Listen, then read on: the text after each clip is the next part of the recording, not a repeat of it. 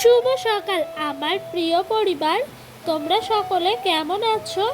আশা করছি সকলে ভালো আছো।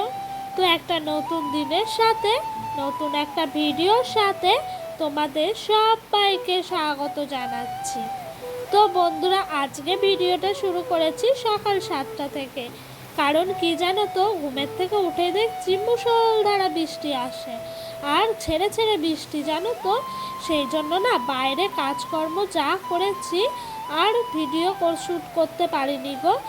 আর বন্ধুরা, এখন আমি রাতের বেলা টিনের ঘরে বসে ভয়েস ওভার দিচ্ছি।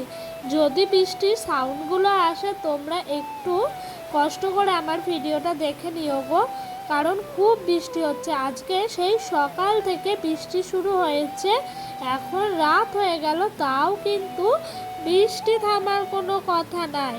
এই বৃষ্টি দেখে তো আমার মাথায় অনেক চিন্তা চলে আসছে, আর অনেক ভয়ও লাগছে গো। ছোট বাচ্চা আছে, এই বৃষ্টির সময় সত্যি খুবই দুশ্চিন্তা হয়। আর জানো তো, আমরা গ্রামের বউ বলেই হয়তো আমাদের এত কষ্ট হয় সংসারের সমস্ত কাজ একা হাতে সামলাতে। এইদিকে আমার শ্বশুরমশাই দুটো গামলা পেতে দিয়েছেন, কারণ কি বলতো, বৃষ্টির জলগুলো ধরবো। সারাদিনে কাজকর্ম আজকে তো কুয়োর পাড়ে গিয়ে করতে পারিনি, ঘরেই করব বলে। আর এইদিকে দেখেছো, কেচে ধুয়ে রেখেছি সমস্ত জামা কাপড়, ডোডোর একটাও শোকায়নি, তাই বারান্দায় দড়ির মধ্যেই মিলে রাখলাম। আমার আশিবাসি কাজকর্ম হয়ে গেছে, তারপর সকালে চাও বসিয়ে দিয়েছি। তো বন্ধুরা, ডোডোর পাপা বাড়ির সামনে থেকে একটু মাছ কিনে নিল, জানো তো। তো এই মাছটা হলো রুই মাছ, কাটা রুই। তো একটু মাছের তেল ছিল, সেটাও ডোডোর পাপা এই কলা পাতাটা কেটে নিয়ে এলো। এখন একটু বৃষ্টি কমেছে, তার জন্য আমি দেরি না করে সোজা কুয়োর পাড়ে গিয়ে তাড়াহুড়া করে মাছটা ধুয়ে নিয়ে চলে আসছি। কি করব, এত বৃষ্টি থামছেই না। আর যখন বৃষ্টি থামার সাথে সাথেই আমি কষ্ট করে সব কাজগুলো করে নেওয়ার চেষ্টা করছি।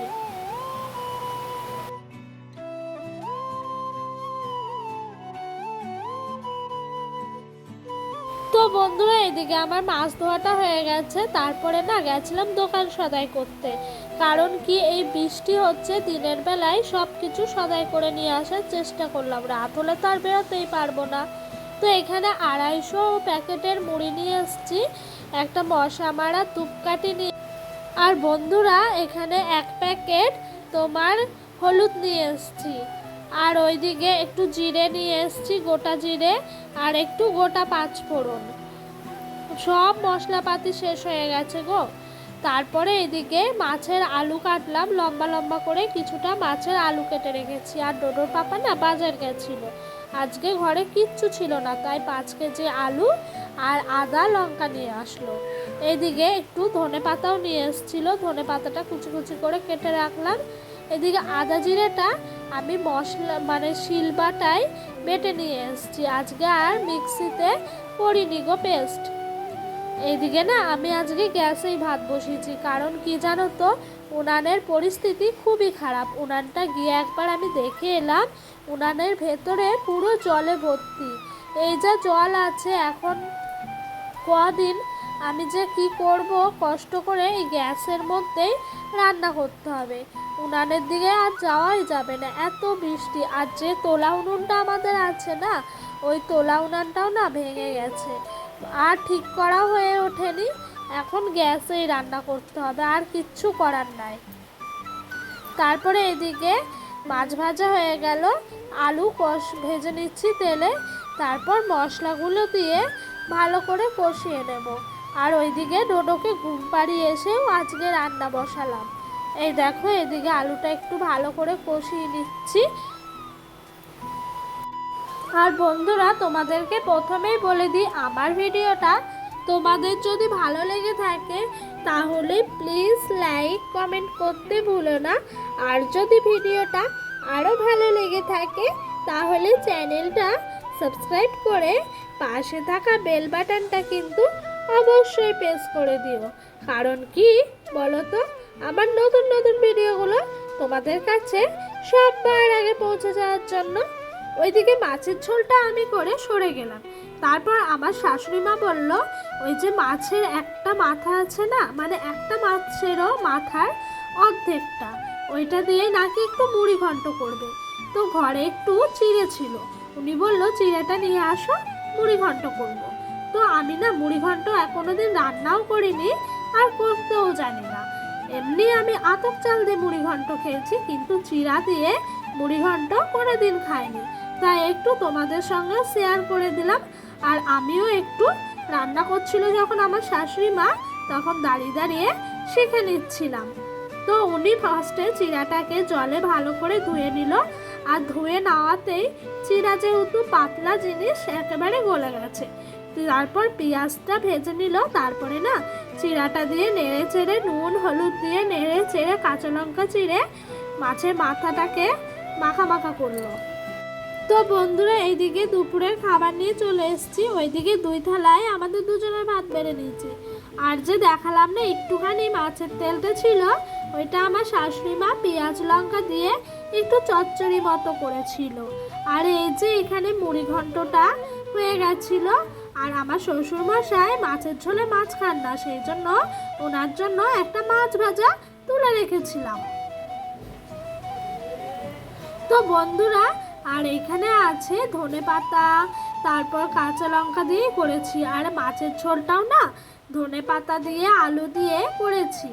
তো সত্যি এই খাবারগুলো শীতকালের কথা মনে পড়ে গেল, শীতকালে এরকম ধনেপাতা দিয়ে খাওয়া দাওয়া করি। তো এটাই আমাদের দুপুরের খাবার গো। তারপরে চলে এলাম বাসন মাজতে। তো একটু বসলাম, বৃষ্টিটা দেখলাম কমে কিনা। তো দেখছি শেষ অবধি বৃষ্টি কমছেই না, সারা দিন বৃষ্টি পড়ে যাচ্ছে। আর কি করব, গামলার মধ্যে তো জল রাখাই ছিল বৃষ্টির জল ধরে, সেগুলো দিয়ে একটু বাসনটা তাড়াহুড়া করে মেজে নিচ্ছিলাম। আর ঘরের দুয়ারে মাজছি, কারণ কি বলতো, কুয়োয় গেলে না পুরো ভিজে যাব। তাও ভিজে গেছি জানো তো, মানে কি বলবো, বৃষ্টির ছাট আসছিল তো সাইড দিয়ে, তার জন্য ভিজে গেছি। আমার শ্বশুরমশাই ওই দিক দিয়ে একটু মাছের কাঁটা টাটা ছিল, ওইগুলো একটু বাইরে উনি ফেলে দিয়ে আসলো। এত বৃষ্টি না কি বলবো, গ্রামের বউরাই জানে গো বৃষ্টির দিনে সংসারে কাজকর্ম করতে কি যে জ্বালা। তো এদিক দিয়ে আমার শাশুড়ি মা শ্বশুরমশাইকে একটু কাঁঠাল দিয়ে পাঠাচ্ছিল পাশের বাড়িতে না দেওয়ার জন্য। এদিক দিয়ে আমার বাসন টাসন মাজা হয়ে গেছে। ডোডোকে আজকে আর টাইমই পাইনি গো সময় দেওয়ার, ওকে একটু সাজানো, টিপ, তারপর পাউডার দেওয়ার। তার জন্য এই যে বিকালবেলা 5টার সময় টিপ পরাচ্ছিলাম। আর ডোডো দেখেছ পাটা তুলে দিচ্ছে বারবার, কারণ কি বলতো, ওকে টিপ পরালেই ও পা তুলে দেয়। ওকে পায়ে টিপ পরাতে হবে, কপালের টিপগুলো না ও দেখতে তো পায় না, পায়ের টিপটা দেখতে পায় আর একটু টিপটা তোলার চেষ্টা করে।